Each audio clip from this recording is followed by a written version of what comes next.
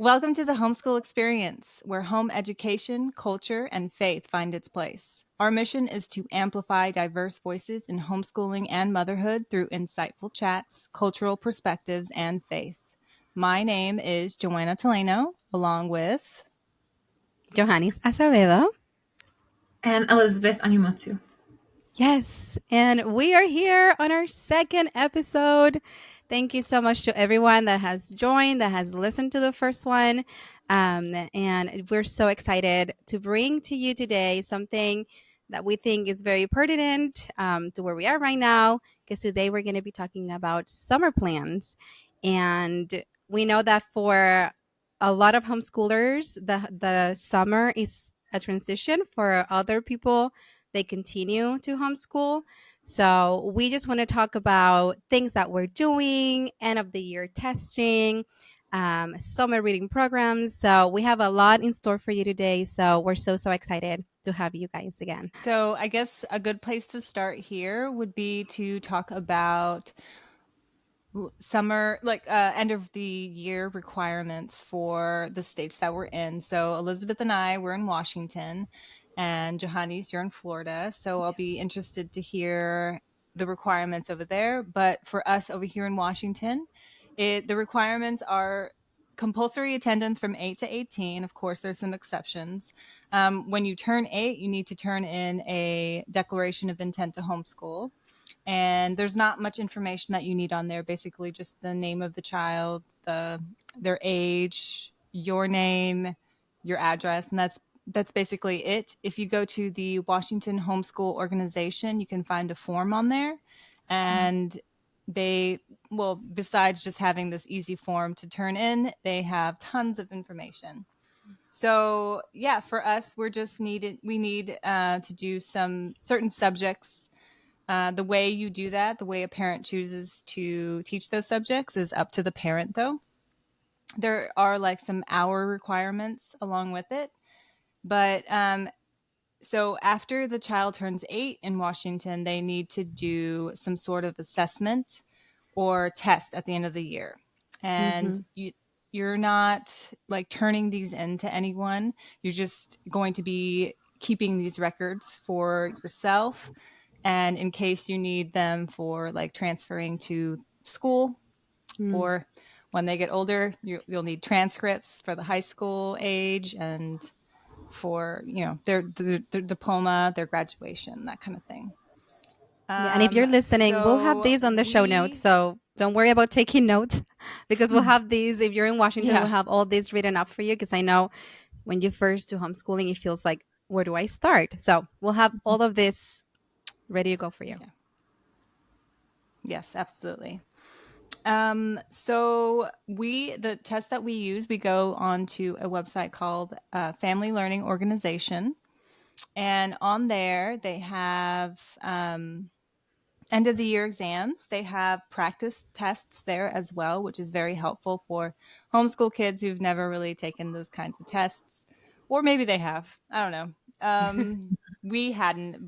When my daughter turned 8, actually, we decided to do an assessment that first year instead of doing a test, because I was like, no, she's not taking a test. She doesn't know how to take tests. I'm not going to make her do that. Yes.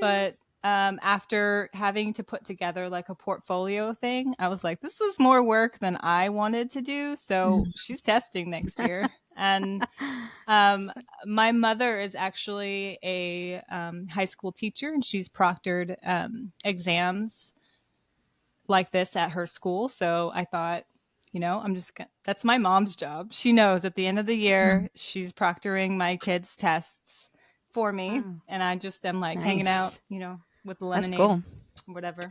Yeah, Joanna, do you want to talk about who can proctor a test? I think it's I believe it is just a Washington or just any kind of certified teacher. Is that right? Yeah, I believe so. Yeah, you have to have a certification. Because I used to teach, I still have my sub license. I can proctor the kids' tests, so I just do mine myself. But yes, you do according. So you can do your own kits, if you have. Oh, that's awesome. Yeah. Another option, I know that some schools are supposed to allow you to actually take your child there too. Yeah. Right. Sometimes, like our co-op sometimes hosts one as well, so everybody goes in. But I'm at home. I like to stay home. So you do them online? So the test, no. So Okay. I order online. I order the test, and it comes in, and it I think it's like $43 or something like that. Okay. And it has all the instructions in there, and it has like a label for you to send it back. They give you a nice pencil, so you don't have to go look for a number 2 pencil. Nice. It comes everything you need there. That's awesome. And I think you get it for about 2 or 3 weeks, probably 2 weeks. Okay. And then before you have to return it. Okay. Yeah. And everywhere on the thing is like, don't mark on the book, because they reuse the book, right? So they give you an extra sheet, and that's what you're doing the test on. You put the answers on. Okay, so what test do you guys use? Oh yeah, you were just gonna say. Yeah. I use the Terra Nova 2nd edition. Okay. It's also known as Cat 6.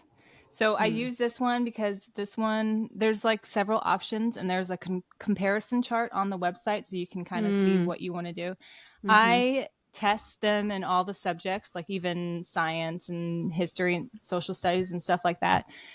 Although I know a lot of homeschoolers that don't choose that test because they don't want to do the testing of the science, because schools will do different subjects. So you can't really keep up necessarily what the public school, the local public school is doing. So, but I just do it anyway, just because, I don't know, I just do it. Yeah. But that's the test we've been using. Yeah. Have you noticed a difference on like the different subjects, the ones that, I don't know, like, have you noticed the difference between science and math, and how, quote unquote, well they do, between math and language arts versus science, or not? Compared to what I think that they're going to do? Like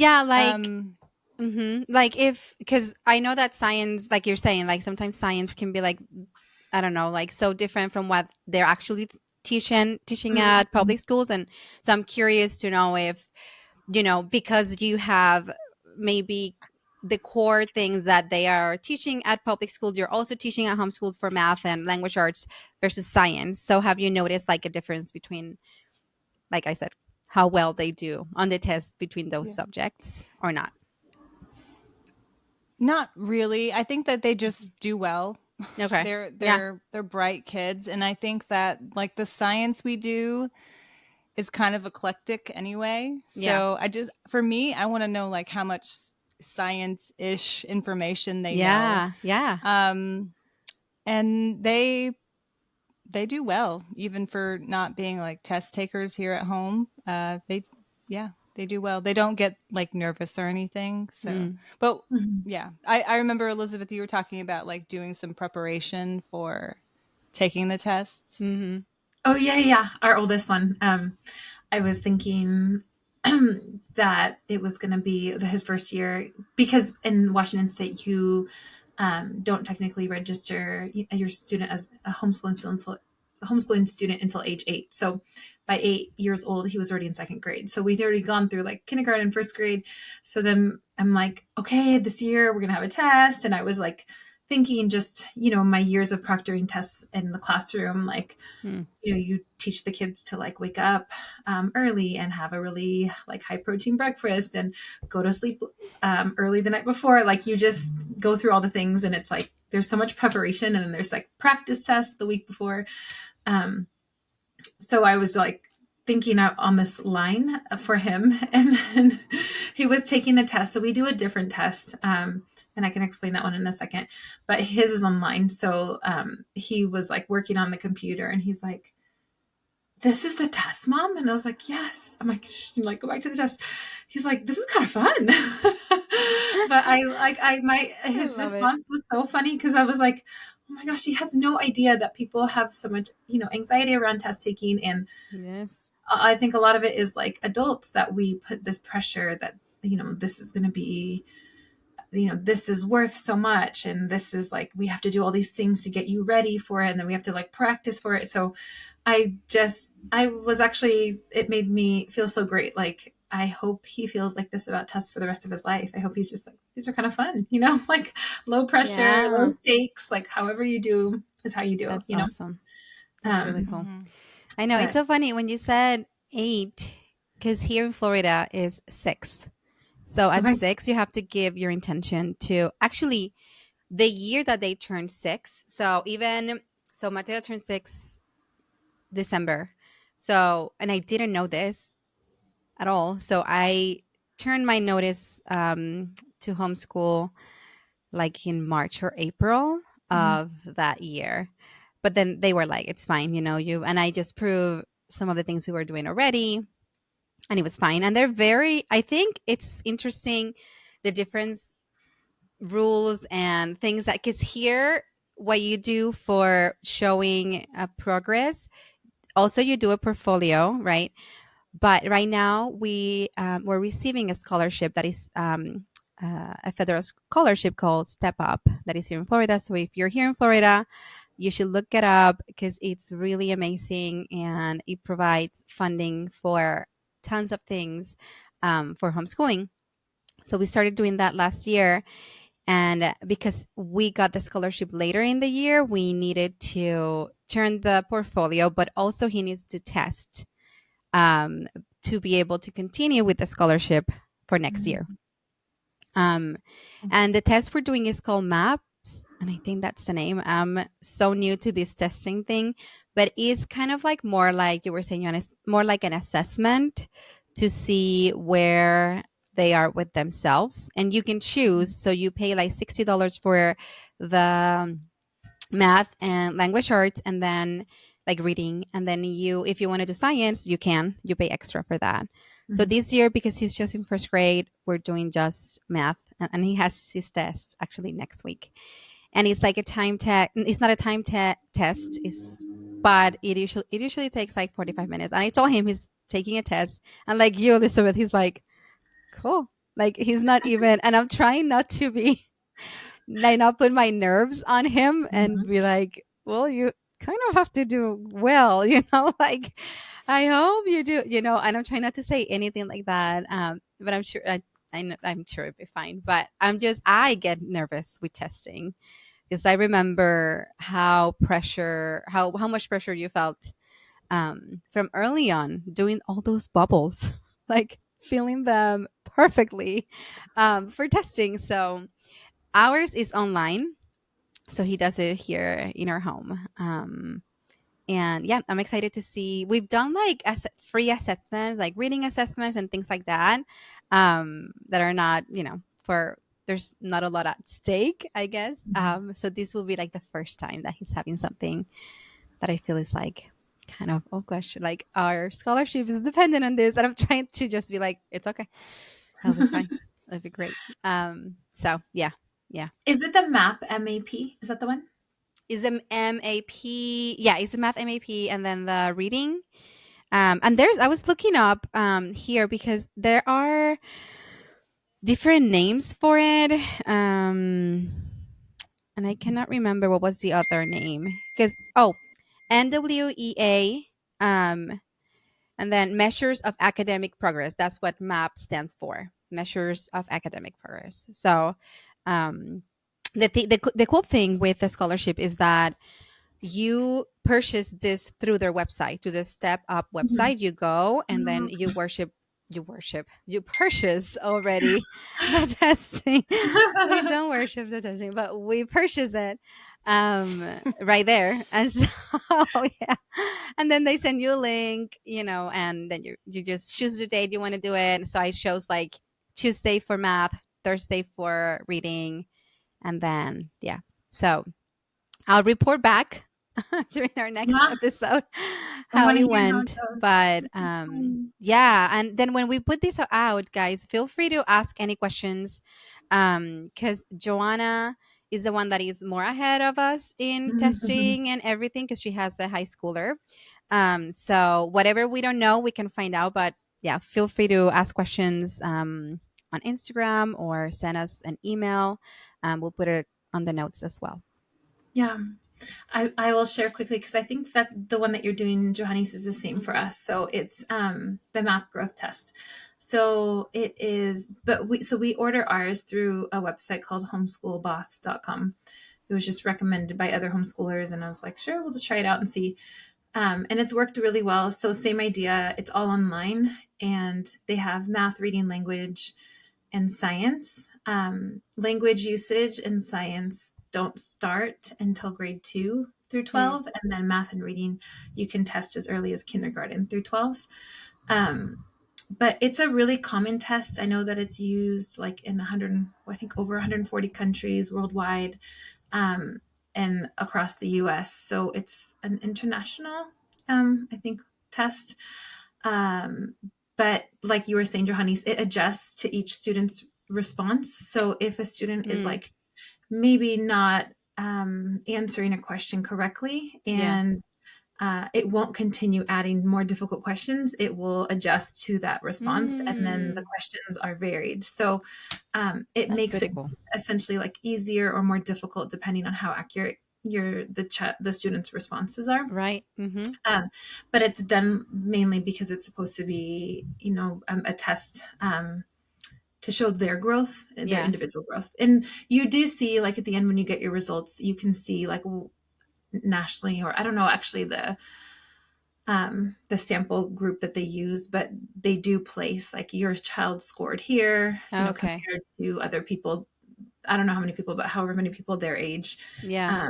So if you want to like see them compared to others, but really it's that's like nice to help see them growing over time. So that's why we stuck with it. Cause I'm like, if we switch it, it will be fine. It's not like,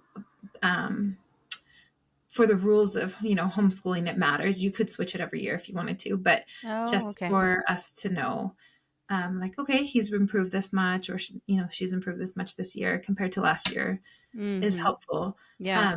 I feel like if anything, the tests have been helpful for me to just see like, okay, I need to focus maybe more on this area. And I only have done reading and math, but I think, Joanna, I'm going to end up doing like you have been doing, is just like throw all the subjects in there. Yeah. Because I'm curious, as not so much a reflection of them, but just like, what do they know about, science? Like science we do so loosely. It's like, I am curious what they pick up, and where they, what information they know. I mean, they're forever like teaching me about animals and wildlife, and the names of different things that Joanna, we were 100%. I put in the other day, and I was like, I think I was telling you or another mom that I was like, I can see the gaps in my own education because I don't remember the names of any of these things, but they all do. So it's just nice that I could just ask them, like, what is the name of this one? And, obviously grow together and things like, we can learn, but learn about new ones. But I think the testing is just helpful to know, like, okay, maybe I could focus more on this area for next year. Yeah. Yeah. Absolutely. I love the information for myself.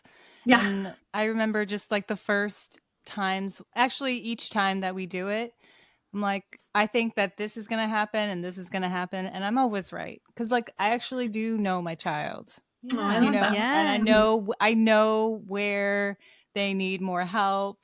And then they take the test and I'm like, yep, that's what I thought. That's a good point. That's such a good point. Mm-hmm. Yeah. But also it gave me so much, like, I was so like, I love waiting for that mail to come, like the results. Cause it's like so exciting. Yes. Let's see. Now it is. And then I'm always so proud of them after they get the results and stuff. And they just score so well. And I'm like, good job, kids. But me too. Yeah, of course. Just creating the learning environment, and it's just fun to get. It is kind of a reflection on you in a way too, right? So I'm like, okay, how did we do? I'm proud of us. Yeah. Although it's your score, but I think also I'm thinking about testing. As far as I know, for those who have students who have like any disabilities that require other accommodations, I'm almost positive from logging in that I've seen, if you need reading, an accommodation for like a reader for certain subjects, or just like in the public school setting, if you have an IEP or you have a 504 plan, or if you just need different accommodations, I believe that they are the same for these types of tests. It's, the test can be used with whatever accommodations you need. That's really good to know. Yeah. And here in the scholarship too, if you're in Florida, and I know I'm pretty sure there are other programs like that in different states where you can apply, but here they have within that they have unique abilities, and that's for children that have an IEP, children that have any other challenge in reading, or anything that they consider a unique ability. You can apply for that, and also get the scholarship through that program. So I was surprised when I moved here of how much there is for homeschooling. I was blown away. Like when we were in Seattle, we lived in Seattle before this, and over there we just we moved when my oldest was 4, so we really were not homeschooling like officially. So I didn't know a lot about what was there in Seattle, but when I moved here, I didn't expect it to be so much. Just so many co-ops and programs and resources. And we go to something called Nature Lab, where they do it once a month, and it's for homeschoolers. And it's just, I was like, wow, this is, it's so cool. So just know that wherever you are, I think really if you put whatever state and you put testing, you should get all the information that you need. And you can also ask around to other homeschoolers what they do, like Elizabeth, like this recommendation of this website to purchase, because that's the way to get to know what should I use, what should I do. So If you're new to homeschooling, one thing that's helped me a lot is like Facebook groups. Oh yeah. And I feel like in each region, city, they have Facebook groups that just are like filled with information that you can, like, anything else on Facebook you can search by like testing, and then just pull up what are people saying. And so I think that's been a huge resource. That's actually how I found Homeschool Boss. Was that I just went on one of them and I'm like, what is everyone using? And just browse through the comments.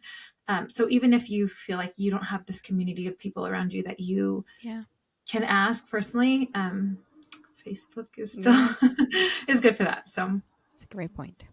Absolutely. Yeah. You can find a Facebook group for almost everything. And if not, you can start one.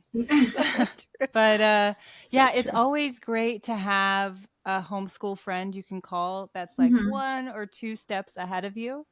So you can see what they're doing and kind of use that as a reference point. And so back in the day, I feel like that's forever ago. The people that I knew, they were using this family learning organization. And so we just stuck with them, and it's been great. But I really find it interesting that it's like the test that you were talking about is like a SMART test, and it kind of like changes on the kids level. I think that's very interesting. I want them to take both of them now, but that's going to be hard on them. Yeah, our test is long. So we do break it up throughout the day. Sometimes we take more than one day. But this will be the first year that Maya's test is like 5 hours. So wow. She's second grade? She's third grade. So okay. she's finishing up third grade.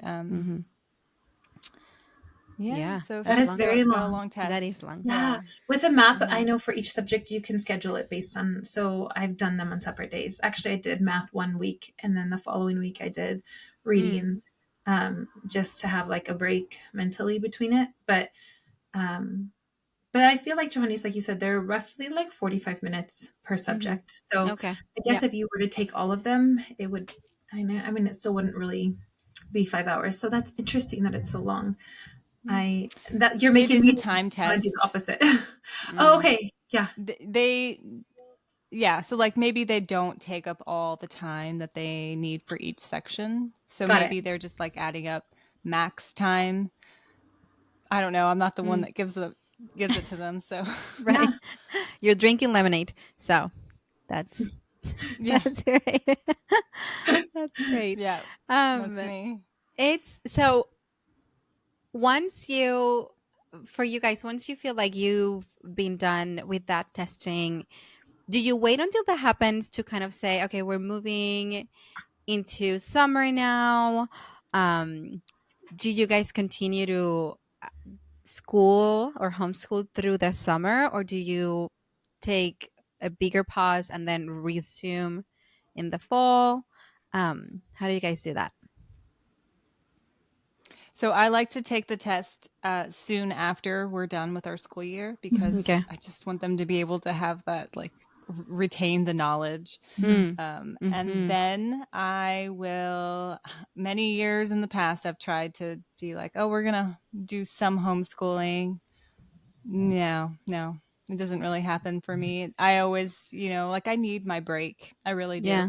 But maybe, and then I gave up trying to say that for a few years. Like, oh, I'm not even going to say we're going to homeschool in the summer because it's probably not going to happen, which is okay. Yeah. But this year, I really think it might happen. I might, I might try. I might do it. At least for the older one, she'll probably continue to do her math. Yeah. But yeah. So as soon as we finish our curriculum, I will always give them a break, like at least a few, like of like just vegging out for a week, There's like all rules out the window. And then I start our summer routine. Yeah, that's a good question. I feel like I'm on maybe the opposite side of the spectrum. I try to actually, one of the things about taking the test really closely to when you finish, your curriculum is a great idea. I didn't do it last year because I forgot, and it was two problems. It was like August practically when we took it, and they had a cutoff. So they assumed I was testing because lots of people go back to school in August for the fall. And I don't really know what's going to happen with it. I think they said it's fine. It will probably we can explain it that it was meant to be the end of the year testing. But we ran into that difficulty of like trying to recall the information, even just after not being as consistent every day was not helpful. I was like, no, they're going to forget it. And they did. So yes, I won't do that again. So I'm going to try and plan for it to be right after we kind of finish officially this year's work. But I try to keep math and reading. Those are the two things that I try to keep up. And it lasts honestly until July. So it's normally like June and July. I'm like, we're going to do this. And then by the time August hits, it's like same. In my mind, I want it to keep going, and I think everyone is done. So I just let it go. When did you usually stop? Because I know in Seattle, the traditional school year goes from September to June. Is that right? Yeah. Yeah. Because here it goes from August to May. Yeah. So that's usually so. But I kind of stayed with the mindset of September to June. Okay. And we usually just do it that way. But we try to stick with those two too, with math and reading, especially now that he's going, he's kind of going to second grade, because I know like grades sometimes it's like, well, they're homeschooled. Like sometimes when someone asks him like, which grade you're in, he looks at me like, Mom, what do I say? And for me, it's like, I think, you can know so many things that second grader or a third grader or fourth grader knows, but you're still in second grade, or maybe you don't in other subjects. So that's one thing I love about homeschooling, to be able to really and I know this sounds cliche, and every homeschooler probably says this, but you can meet them where they are. You really can. Mm-hmm. And so we try to stick. And I like doing, like we're doing from Tree House Schoolhouse, we're doing like a summer um, curriculum. And I really love it because she gives you tons of books to read, activities to do. And it keeps us with a little bit of like routine, um, which for me is, and I don't have it. I just don't know what to do, so I don't do anything.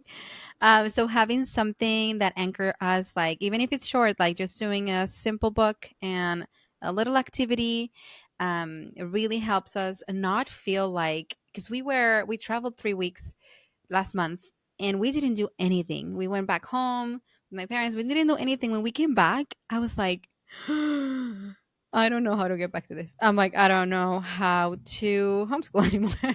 I felt just so, it was so hard to get back into it. So thinking about 2 months, 2.5 months of just not picking up a book, not practicing writing, not, I'm like, ooh, not only for them, but for me too. I think it'll be hard to pick things back up in the fall. So that's one reason we kind of continue doing some things. And I don't know about your kids, but Mateo doesn't like it. He's like, it's summer. All of my friends are in summer break. I'm like, well, we just took 3 weeks off. Like we literally didn't do anything for 3 weeks and it was in the middle of the semester. And so I think it's hard for him to understand because everyone around us, all of our neighbors, they go to public or private school. And so understanding that sometimes can be, so I try to do things like the summer curriculum because it gives a little bit of like more fun aspect to it. So yeah, that's how we end up deciding when to start and when to finish, is actually not that we have to do this, but it just makes it easier because we live in a neighborhood with lots of children, and so they are in and out of the house. Anytime they see anyone outside, they're like ready to play. So we tried one year where I was like, we're going to start early before everybody else. And it was like, knock, knock, knock. The kids are playing. And it was just like torture to them. They're like, why are we doing this? And so we kind of just gear it around. We start the latest as the last kids so that there isn't as many people outside. And then we finish in the last like neighbor kids or their school. Most of them go to like similar schools just because the public school is down the road. But for this year, yeah, it's late. It's like the end of June. So I'm like, well, this is what we're going to do because it will make it easier. Mainly just so that they don't feel so distracted, to want to go do something else. But I like that idea, Johannes, of like the treehouse. What's it called again? Treehouse? It's Treehouse Schoolhouse. Treehouse Schoolhouse. She has okay, we'll put it down in the links. Yeah, because she has like a whole nature study for every season, like a summer one, fall one, winter one, spring one. And she has like a free week that you can just get and try it on. And if you like it, you can get the whole curriculum. So yeah, there's just one thing. There's so much out there of ideas that you can do in the summer. But that's just what we're doing this year. Joanna, you do yours based on just like you pick it, right? Or does it change each year, or like when you start? Yeah, I just kind of it's kind of based on other people and life situations, and then also just whenever I'm ready. Yeah, because so like I will usually have been done in June. Like June 1st, I say, okay, it's summer, and then we take a break. But like that's why I think maybe this year will be the year that I'm continuing, because we're still sort of continuing. Although I will, of course, leave room for spontaneous outings, like if there's a day with good weather. Because here in Seattle, people have to pick the days like that the sun comes out. Yes. So those are the days like I'm like, oh, it's almost 70 degrees. We're out of the house that day. Like we have zero control around the weather. So true. And then in years past, like August is fire season here. It's like lots of smoke outside. You can't go outside anyway. So we have started school in August in the past because of the smoke. So that's a good time to be. I mean, we have to be indoors anyway. We do not call it school, but we are doing things like reading. I call it the daily high five, because there's like 5 things that they need to do before they can have like free time. You have to but share also this before that. Yes, you have to share We'll it do that. because she shared it with me last year, and I printed and I laminated it and I put it on my fridge, and it was amazing. I loved it because it gave my oldest, it gave him specific things to do, and then it was like, now you can do what you want, like it's, and but it was so visual, you have your hand and you have one thing per hand, and I don't know how we can share with our listeners, but it's such a good resource to have in the summer, and I love that it only comes out, at least in our house, in the summer. Like that's it's so they know it'll be coming out. Yeah. Oh, I want to hear. It's yes, like please. During the school year, you're kind of also doing the same things, but like on the high five, like there's not math or anything, but it's like learn something, right? Like do something to stimulate your brain. But before we call it summer, I do have like a special last day of school celebration. I love any reason to celebrate in the house, like just us. So like last day of school, we will they'll wake up and I have this like welcome to summer banner that I put up every year, the same one.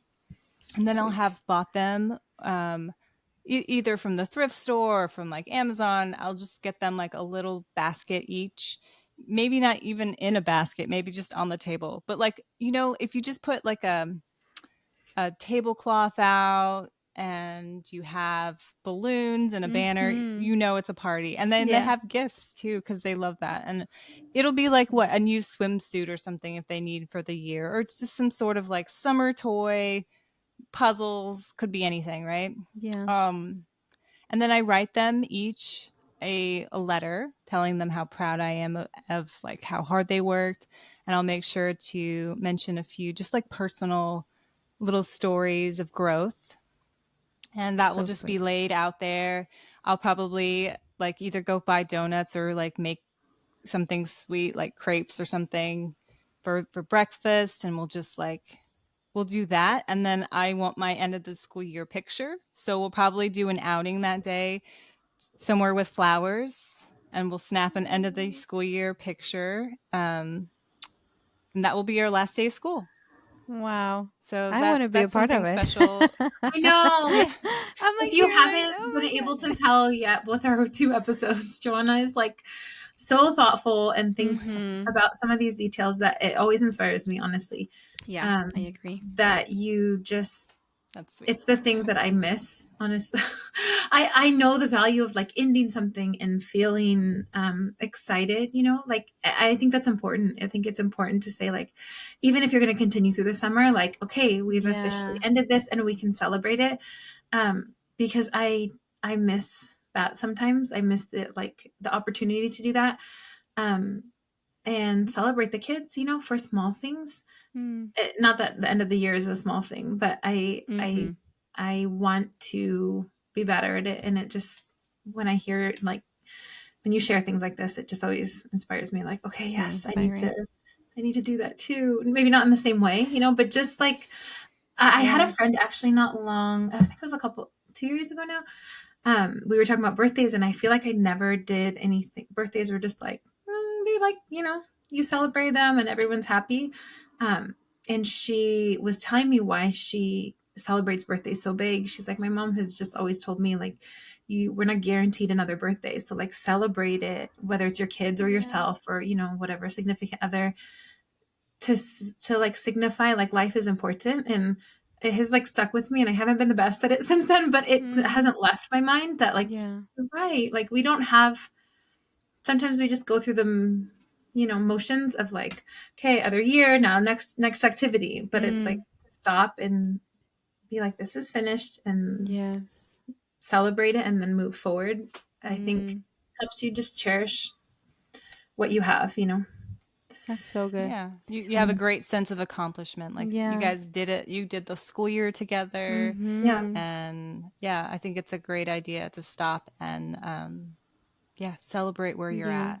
And because getting there, I think it's not easy, right? Like, and this turned into like a, I hope you have Kleenex, as I'm here like, oh my god, like just like I'm listening to you guys, and I'm honestly like so touched just thinking about that idea of, in any way, in any setting, not taking our kids for granted, right? Even Mhm. if it's their birthdays or if it's homeschooling, or because I'm always, sometimes I think like maybe next year something happens in our lives that we can homeschool, Mhm. and what then, right? I took this year and I complain about being tired or whatever it is, we all know how hard some days can be. And so thinking, it makes me think of like bedtime too, when you put your kids to bed and you Mhm. have that time to, and whatever you do, whatever rituals or like things you do every night, we pray over our kids and we do like a party song. And even if the day went really really south and it was, hard, I know that that moment of laying down with them is going to come, and just being, silly for a moment and then cozy and then praying. And so it makes me think what you're saying, Joanna and Elizabeth, like the end of the year or a birthday celebration. It's like it doesn't matter how the year went. There were great moments and hard moments, but we are celebrating it all. And I just love that. I really, and if you are listening and you're like, I already, the school year ended for me like whatever 3 weeks. You can throw a party tomorrow. Just make the crepes, get the balloons, and put the banner, even if it's handmade. Because I think, yeah, it's so sweet. So since this is our summer episode, I am interested to hear what you guys have planned for this summer. Yes. Elizabeth, you want to share? Sure. You want to go? Okay. Summer. Yes. Summer, I feel like each year since the kids have been a little bit older, there's a couple of things that we do that kind of like mark summer. So one of them is we are part of a CSA, which is like a sharing, it's part of a farm where you share the crops from the farm, and it's a subscription service. So in the summertime, they have the option to come to the farm. This is the only time of the year that they do. And so it's a 20-week long go to the farm once a week, pick up your produce, but you can go out into the fields and you pick. So you pick flowers every week, herbs, other things. And so that starts right in the beginning of June. It started last week. So that always marks summer because it's like every Friday. Some years it's been on a Saturday, but every Friday it's like we go to the farm and we'll like feed the animals there, like the scraps from the vegetables that maybe, I don't know, whatever the vegetable scraps are. And then we pick the flowers and we pack up all of our foods. So that's one of them. And it kind of just helps like, oh, we're back to Friday again. But what I love about it is like a learning experience for them to see where our food comes from. Every year is different because of the weather and the rain, the sun, and so it's kind of just a built-in lesson for them to see. Some years we have certain produce, other years it's not because the weather wasn't ideal, and then we just like a natural learning experience for them. But there's like popsicles there each week, so it's fun for them in that way. And then another thing that we do each summer is we do swim.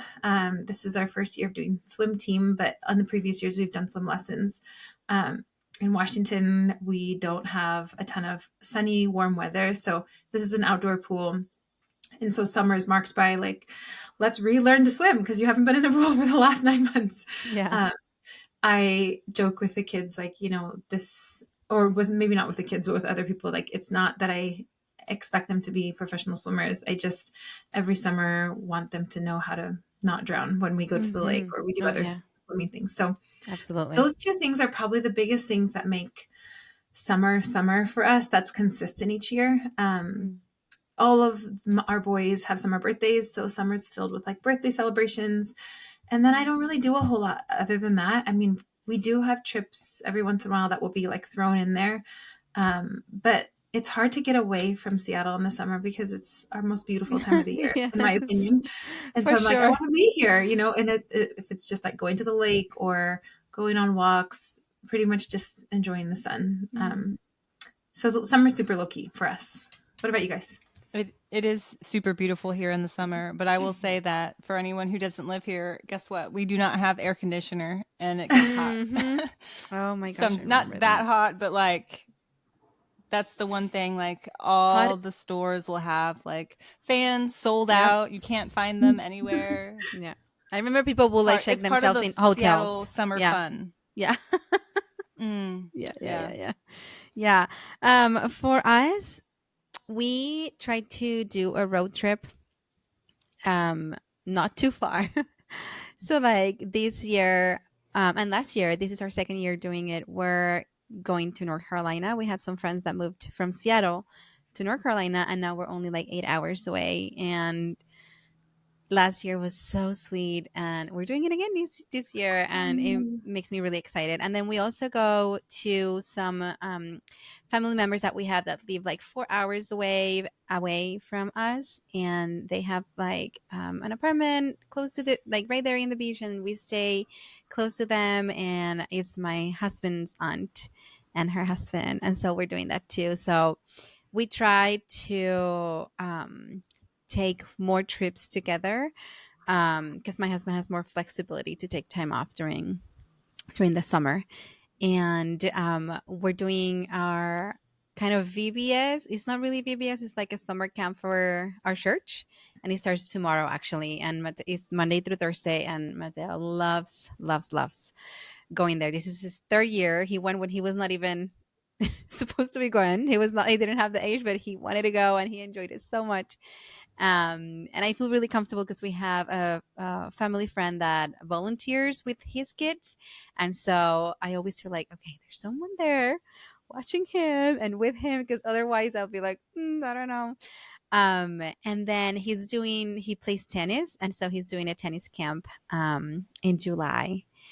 And so we have kind of a busy kind of summer, but I try to clean as much as I can in the summer. It's just so hot in Florida. You really cannot be outside. Like it's impossible to be outside. The water, we have a pool in our community, is hot. Like you don't even feel refreshed in it. It's like gross. You're like, am I in a hot tub? What is this?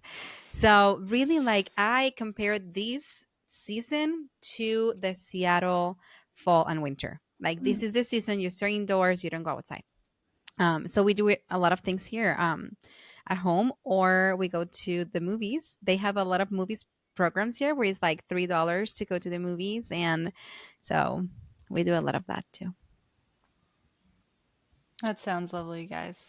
I love summer, for a wonderful time to like unplug and just there's a lot of relaxation, a lot of downtime. I know you both are into just letting the child be bored every once in a while, because that's when we know we can see a spark of creativity when they, like not having a good balance between having a bunch of things that are fun and to look forward to, but balancing out with a lot of downtime, time for spontaneous outings, or just that creativity that kids just have naturally in them.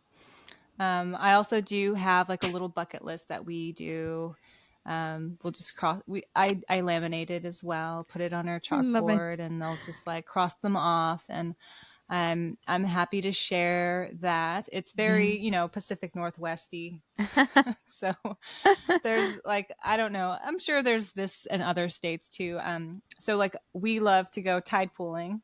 We've already been like 3 times this season. So fun. Love it so much. So we so we go tide pooling. We do also love to go to the pool. Love to have lots of play dates with our friends. I put stuff in there like making our own ice cream, homemade ice cream. That's always a fun summer thing. We like to go camping, maybe at least once a season, hopefully, like every summer. This year we're going to get to go with our church because they have like a family camping trip. And then we also have church there at the campsite. Or I don't know. This will be my first year, but Elizabeth's been there before. yeah, so lots of hiking. I like to drive to go see flowers. Yes. Yeah, I'll drive like an hour for a field of flowers for sure. My kids know that. And also we do like to go you picking. We do like strawberries and blueberries and lake days. This year we're also taking our big trip back to the Netherlands and doing a little Morocco leg, and we'll see what else we can fit in over there while we're there, because we're going to spend a bulk of our summer there. So I don't think by the time we come back, the usual place we do swim lessons, they're going to be completely done. So like they start after we leave and before we get back. So there's no regular swimming lessons this year. But I mean, my son, after like, I don't know how many years of swimming lessons, my son still won't put his head in the water. So I don't know if it's worth it. Maybe we'll just work in the bathtub with him for a while until he's comfortable. Yep. It's kind of hard. I mean, feeling that way. I mean, even for adults, like you put your water and you're like, what just happened? Like, you clean it, it's not, I know my son is the same way. So I hear you. All of my kids have been like that, but 2 of them have gotten much better, of course. But the 2 older ones can swim, but he is the most stubborn so far, because by this time, at least my girls were allowing it a little bit better, but he is so sneaky with his teachers. I can see them trying to negotiate. Come on, blah, blah, blah. And he will not. So yeah. That's so funny.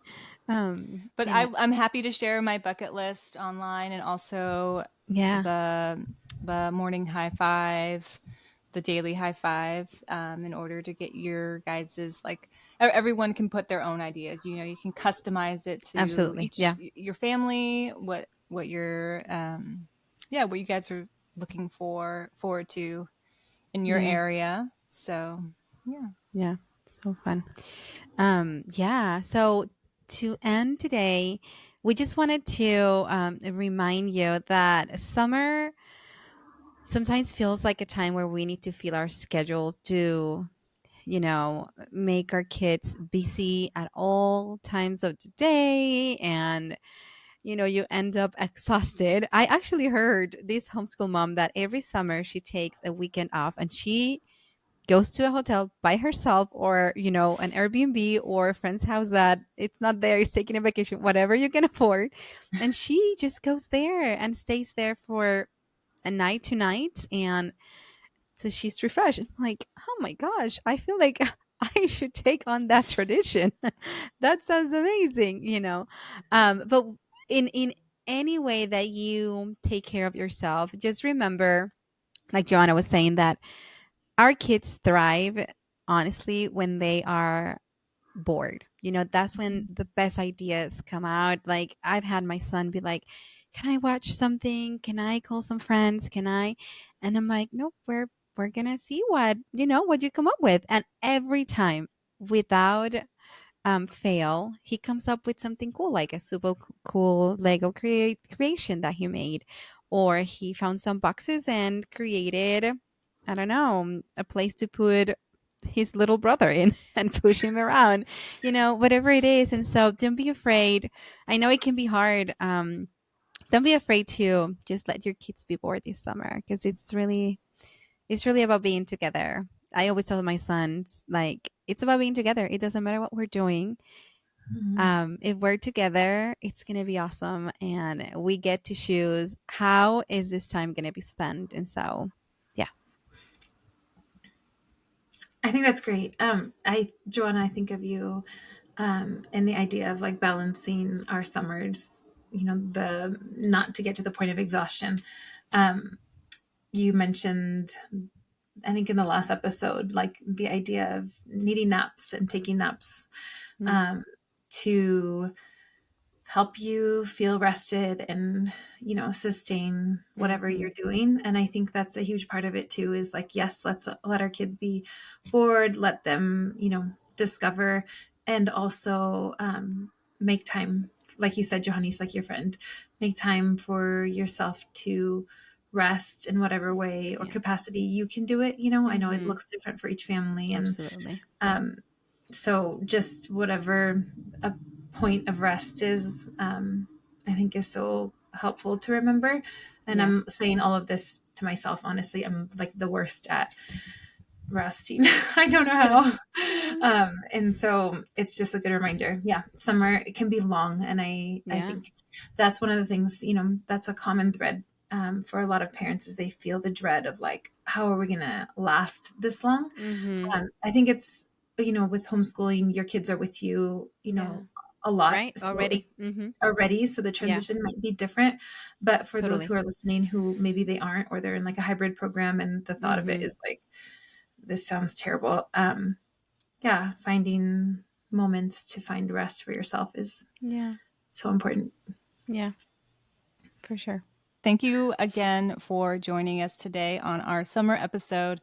I hope you guys got some ideas from that. And I hope that you guys share your ideas with us on our Instagram. If you want to give us a follow at the Homeschool Podcast on Instagram, and we can just start the conversation about what you guys do for summer, any comments or anything. So thanks again for being here with us.